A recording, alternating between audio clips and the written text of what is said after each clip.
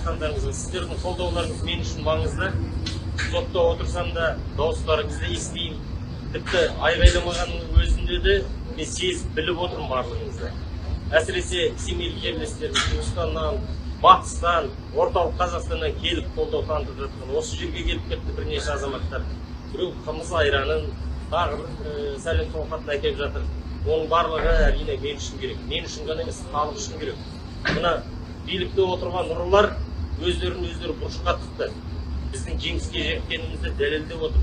Неге олар журналистерді, адвокаттарды саяси белсенділер қудалайды? Конституция бойынша, саяси көзқарасымыз бойынша біздің қудалауға олардың құқығы жоқ. Цензураға тыйым салынған, сөз бостандығы бар деп. Әдемі бәрін жазып қойған Қазақстан демократиялы мемлекеттер. Ал іс жүзінде билікте ұрылар отыр. Біз жеңіске жетеміз.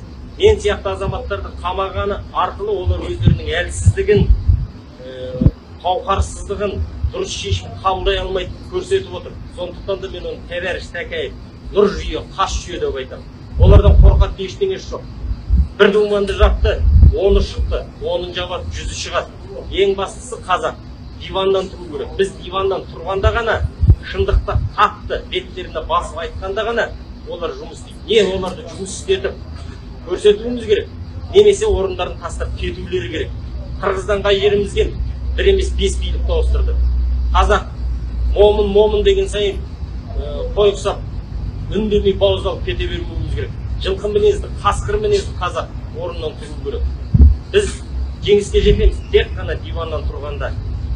Мен өз басым сенемін. Сотталып кетсем де, бостандыққа шықсам да жеңіс мен жақта. Яғни халық жақта. Ал мынау ұры билік бәрібір кетеді. Әрқашанда бірге болайық. Кеші жарық, кешкі сарық ағайын.